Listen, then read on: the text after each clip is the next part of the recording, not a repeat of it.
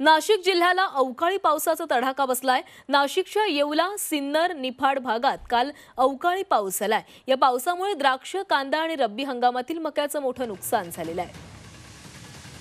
तर थेट शेतातून या नुकसानीचा आढावा घेतलाय आमचे प्रतिनिधी सुदर्शन खिल्लारे यांनी।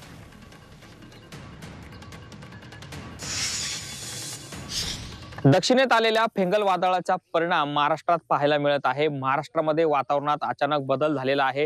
काही दिवसांपूर्वी पडलेली कडाक्याची थंडी अचानक गायब झाली, ढगाळ वातावरण तयार झालं आणि महाराष्ट्रामध्ये ठिकठिकाणी पाऊस देखील सुरू झाला। या अवकाळी पावसामुळे अनेक ठिकाणी नुकसान झालं आहे।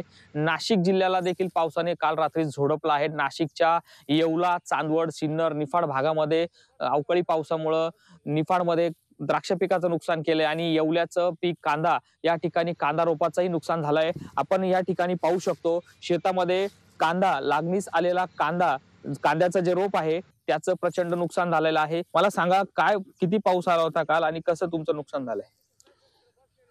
कोणताही पावसाचा रात्री अंदाज नसताना रात्री अचानक इतका पाऊस झाला की त्या पावसामुळे 3.5 ते 4 एकर लावणीचं रोप होतं ते अख्खं झोपून गेलं आणि ते आता नसल्यातच जमाई 4 ते 4.5 हजार रुपये किलोने बियाणे विकत घेतलं आणि ते आता हातातोंडाशी घास आला आणि ते आता ही अशी परिस्थिती निसर्गाने केलेली की आता नवीन सरकार स्थापन झालंय, शेतकऱ्यांकडे आता वेळ द्या, शेतकऱ्यांना कोणी वाली नाही, अशी देखील या शेतकऱ्यांना मागणी केलेली आहे।